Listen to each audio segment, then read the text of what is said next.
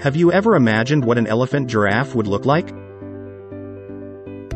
We asked artificial intelligence to create this image. And here's what happened. This is just the beginning. Spotted elephant with a mane? What a trunk! Is that a giraffe anteater? By the way, this can happen with bad ecology as well. Spotted elephant with giraffe legs. At least the sky is beautiful. What a strong neck. What's going on here?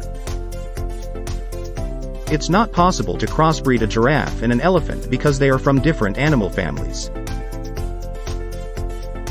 They have different numbers of chromosomes, which would prevent successful fertilization and offspring development.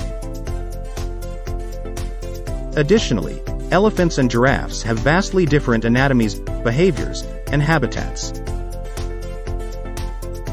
Therefore, a cross between a giraffe and an elephant is not feasible.